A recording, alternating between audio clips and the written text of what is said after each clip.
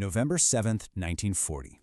Leonard Coatsworth is driving across the brand new Tacoma Narrows Bridge in Washington state.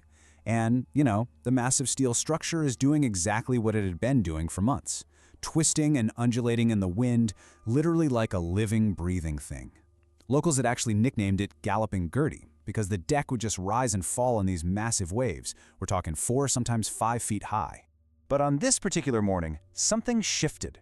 Coatsworth later recalled that the bridge wasn't just rolling anymore, it was aggressively twisting, one side rocketing upward while the other violently dropped. His car instantly slid completely out of control. Terrified, he slammed on the brakes, bailed out, and literally crawled on his hands and knees back toward the safety of the bridge tower. Tragically, though, his Cocker Spaniel, Tubby, was just too paralyzed by fear to leave the car and remained trapped inside. The nightmare completely peaked right at 11:02 a.m. After twisting violently back and forth for over an hour, the immense main span of the bridge just couldn't take the structural torture anymore. It tore itself apart with this absolute deafening roar and plummeted straight down into the churning waters of Puget Sound.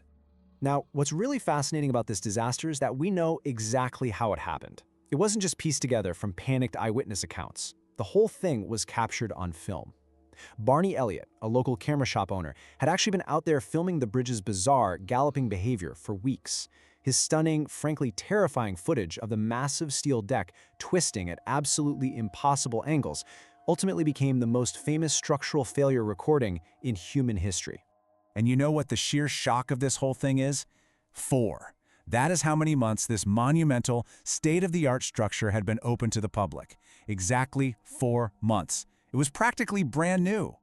So how does a brand new marvel of modern engineering just fall into the ocean? Well, we have to look at its creator, Leon Moisseiff, and really the broader 1930s obsession with architectural elegance. See, Moisseiff wasn't some amateur. He was one of America's absolute most respected bridge engineers. He'd even been a prominent consultant on the iconic Golden Gate Bridge. Okay, let's dive into this a bit. Moisseiff's designs were heavily driven by a concept called deflection theory. Basically, this engineering principle stated that a suspension bridge could be made incredibly slender, flexible, and minimal. You just rely on the cables and the very tension of the structure itself to hold it steady. Moisseiff was a complete master of this theory, and it pushed him to pursue the ultimate structural elegance.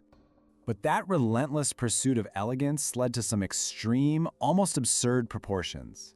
The Tacoma Narrows Bridge was a massive 2,800 feet long, but it was a shockingly narrow 39 feet wide. And even crazier, the deck was an incredibly shallow 8 feet deep. I mean, it was basically like a long, thin ribbon of steel stretched completely tight across the water.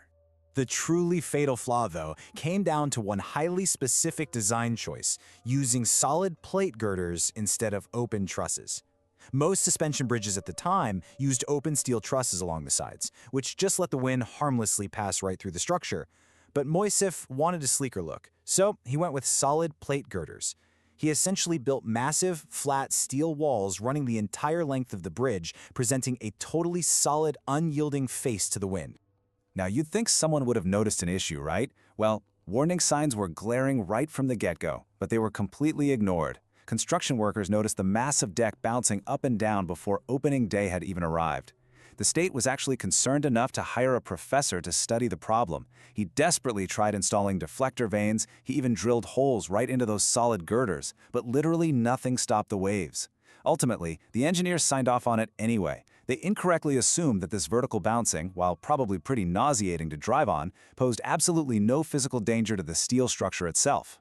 Which brings us to the ultimate physics mystery. How exactly does a bridge designed by an absolute engineering master literally tear itself to pieces in mild 42-mile-per-hour winds? Because remember, this wasn't some massive hurricane. It was literally just a breezy morning. The invisible culprit here was aerodynamic flutter. And the crazy thing is, in 1940, civil engineers simply didn't understand this concept. They totally didn't realize that those solid steel girders Moisseiff chose wouldn't just sit there and statically block the wind. They would dynamically interact with it. And this brilliantly illustrates exactly how the destruction unfolded. First, that steady 42-mile-per-hour wind slammed into those solid steel walls. Second, the wind flowing over and under the deck created alternating vortices. Think of them as swirling pockets of air that started pushing one side of the roadway up while actively forcing the other side down. And finally, the fatal blow. Once that twisting motion started, it just fed on itself. Every single twist extracted more and more violent energy directly from the wind. So the crucial point is resonance. The wind wasn't just blowing, it was hitting the structure at the exact right speed and the exact wrong angle. The bridge's natural frequency locked into resonance with that steady wind, and the oscillations simply grew and grew until the physical materials of the bridge simply couldn't survive the strain anymore. When it finally went, the mechanical failure was incredibly sudden and extraordinarily violent. Thick steel hangers snapped like fragile little threads. The solid concrete deck completely crumbled and just rained down into the water.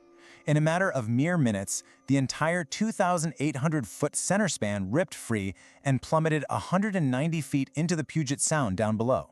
Let's move ahead and see how this builds, because this single disaster completely altered the foundation of modern civil engineering.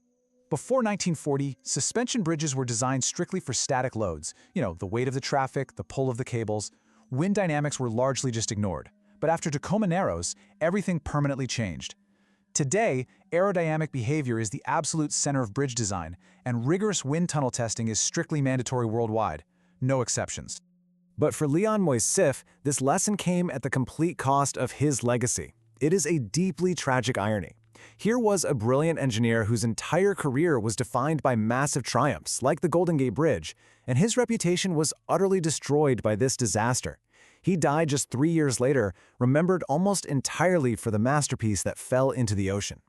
A replacement bridge did finally open in 1950, and, learning from the tragedy, they built it significantly wider, much deeper, and crucially, it actually utilized those open trusses to let the wind pass right through. It safely stood for 57 years. Meanwhile, the original wreckage of Galloping Gertie, it still lies exactly where it fell at the bottom of the Sound, acting as a massive artificial reef that was even added to the National Register of Historic Places in 1992.